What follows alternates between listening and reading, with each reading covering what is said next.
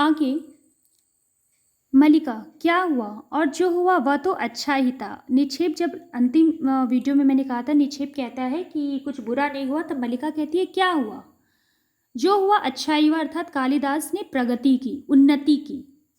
दो एक वस्त्रों को उतार कर फिर रस्सी पर फैला देती है, मतलब अपनी आंखों को, अपनी फीलिंग को निक्षेप से बचाने की कोशिश करती है।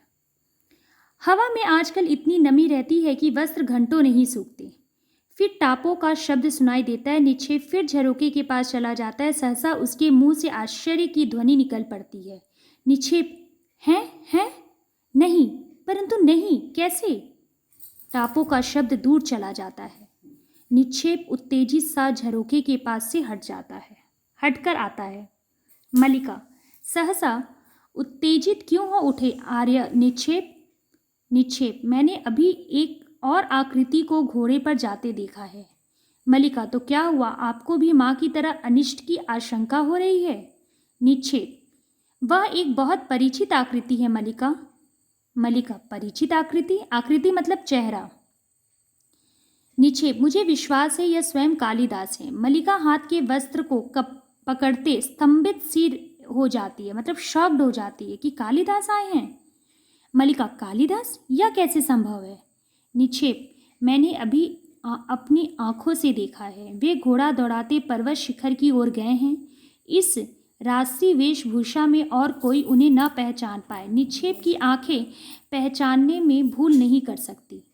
मैं अभी जाकर देखता हूँ। राज्य कर्मचारी भी अवश्य उन्हीं के साथ आए होंगे। उसी उत्तेजना में चला जाता है। मलिका, वे आए हैं और पर्वत शिखर की ओर गए हैं।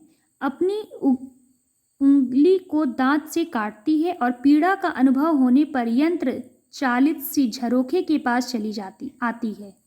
ड्योरी से रंगनी और संगनी अंदर आती हैं। मलिका आश्चर्य से उनकी ओर देखती है। रंगनी संगनी को आगे करती है। रंगनी, इससे पूछ, हम अंदर आ सकती है? रंगनी संगनी शहर की हैं, मैंने बताया था, वो नागरी हैं। वो मलिका के घर में आके ये लेती हैं कि हम अंदर आ सकते हैं। संगनी उसे आगे करके स्वयं पीछे हट जाती है। संगनी, तू पूछ। मलिका उसके पास आ जाती है। रंगनी, अच्छा, मैं पूछती हूँ। सुनो, यह तुम्हारा घर है? मलिका, हाँ, आइए, आप मेरे यहाँ आई हैं। रंगनी और संगनी अंदर आ जाती हैं और खोजती दृष्टि से इधर उधर देखती हैं। रंगनी, हम विशेष रूप से किसी के यहाँ नहीं आई, समझ लो कि यूं ही आई हैं, ग्राम प्रदेश में घूमती हुई।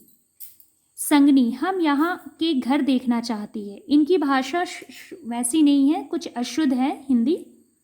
रंगनी, यहाँ के जीवन का अध्ययन करना चाहती है।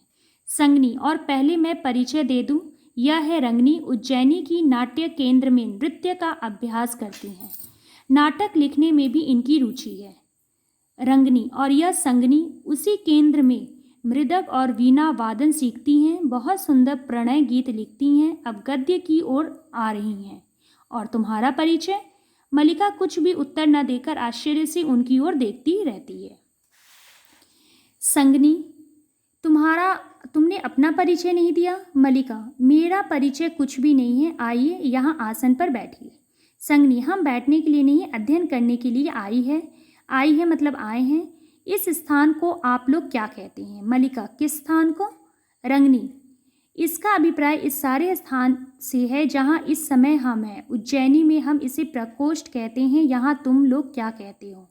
मलिका, प्रकोष्ठ। रंगनी, प्रकोष्ठ को तुम लोग भी प्रकोष्ठ कहते हो और कुंभों के निकट जाकर एक कुंभ को छूती है, इसे?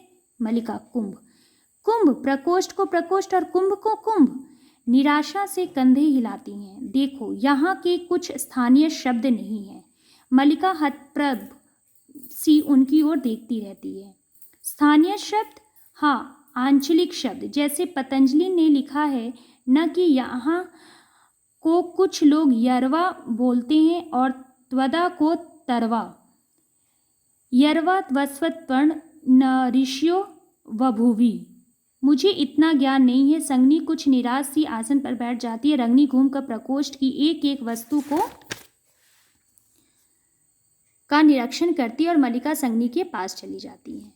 तो बच्चों यहाँ पे हमने पढ़ा कि रंगनी और संगनी जो नागरी आती हैं वो मल्लिका के घर के बारे में जानना चाहती हैं और ग्रामीण भाषाओं से परिचित होना चाहती हैं। लेकिन जब वह देखती हैं कि दो शब्दों में कोई अंतर नहीं है, तब वह पूछती हैं कि इन शब्दों में अंतर क्यों नहीं है। आगे हम नेक्स्ट वीडियो में पढ़ेंगे।